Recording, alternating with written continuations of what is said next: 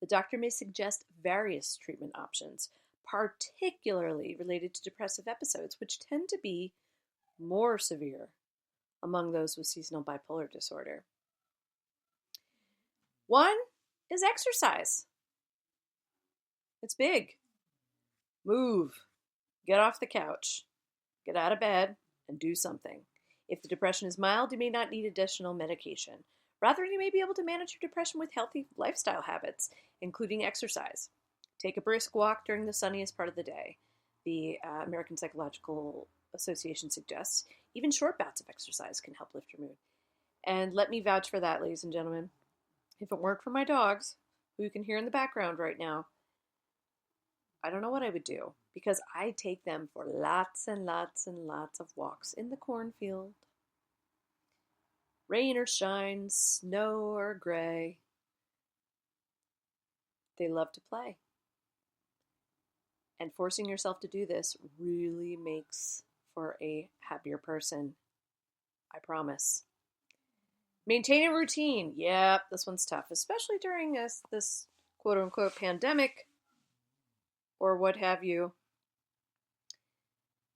and an unemployment bout. This is tough. Keeping daily living patterns. My poor daughter is hybrid schooling and waking, sleeping, eating. This is tough. The same as much as possible, says Duckworth. Doc Duckworth says, try to keep your patterns. You can create a rhythm where your body will be well regulated. And he's right. It's very hard to do right now, but you can do it. In fact, ladies and gentlemen, I have developed, I don't know if I brought this up before, but you should go to my Hold Fast Samcart site.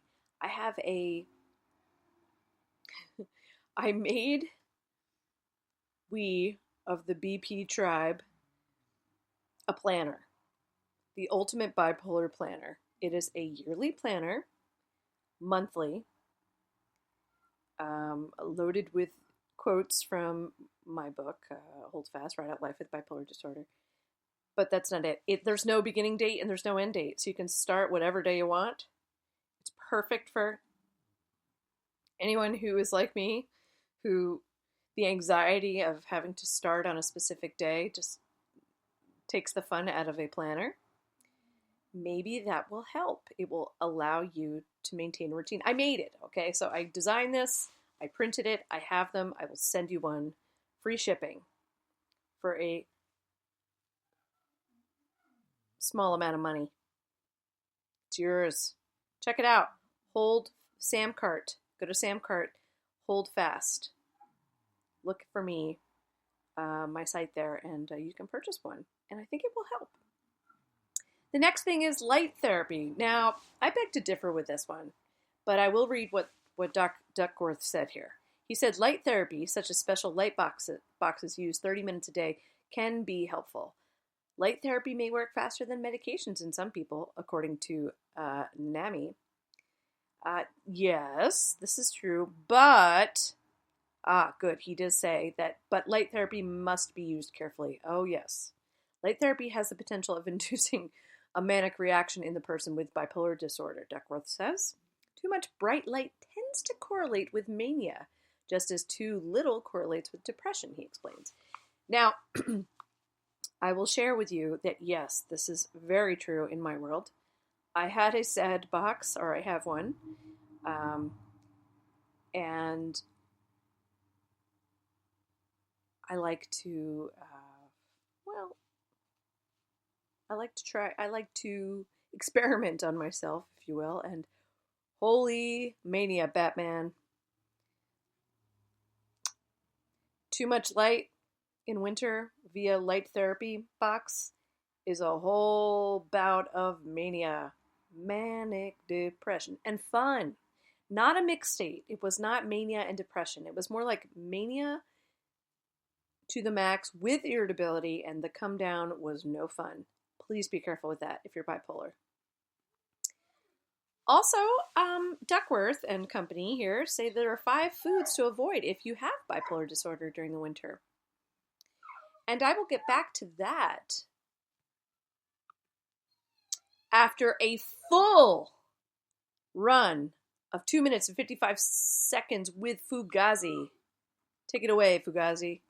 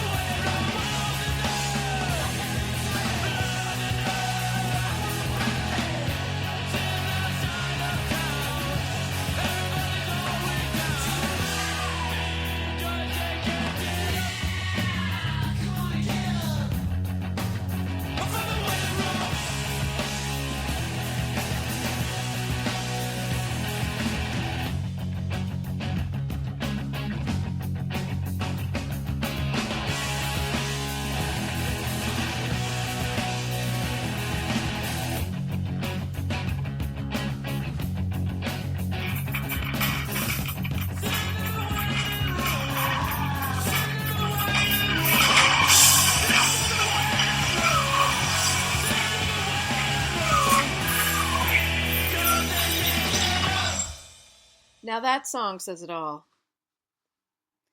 And that song makes me happy. Fugazi, Waiting Room, 2 minutes and 55 seconds of pure perfection, in my humblest of opinions. So what were we talking about? We were talking about, what were we talking about? Oh, I know what we were talking about. We were talking to Dr. Duckworth here at Everyday Health and this wonderful article, and he was saying, there's certain foods that you should avoid if you're bipolar. Yeah. Let's hear it. What are they? I do want to know this. Let's see. 5 foods to avoid if you have bipolar disorder. Uh-huh. Yep. I don't even need to read this to you, ladies and gentlemen. Refined sugar. Alcohol.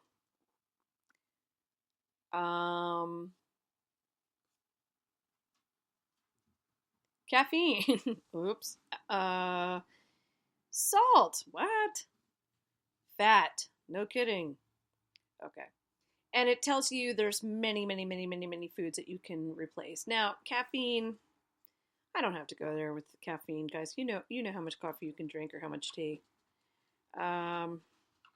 Booze, they just don't mix with the medication. They really don't. It does not mix. Sugar, this is a universal truth. Refined sugar, bad for you. Reach for fruit if you need to satisfy a sweet tooth. That's what Doc Duckworth says. Salt. Salt's my favorite food. It's one of my food groups, especially Himalayan sea salt. But if you are taking lithium, which is a wonder drug for bipolar disorder, as we know, moderating salt intake can be tricky because a change in salt intake, either sudden increase or a decrease can affect lithium levels and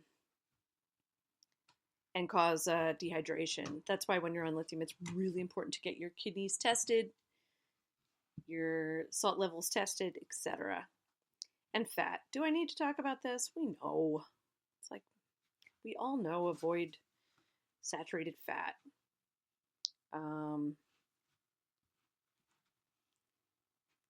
And trans fat and all that jazz. But there are some very, very important healthy good fats that you find in like avocados, etc., peanuts, peanut butter.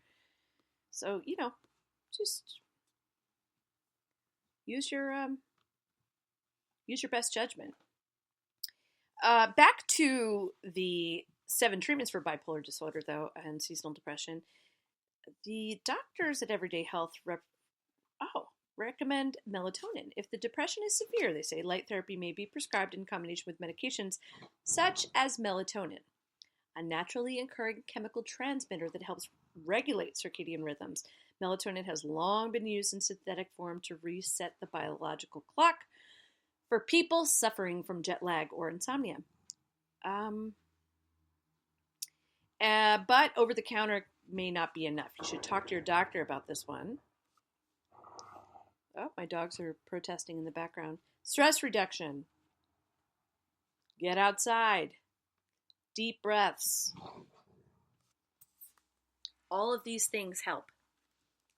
Stress is a major contributing factor in seasonal affective disorder and can trigger bipolar episodes, says NAMI.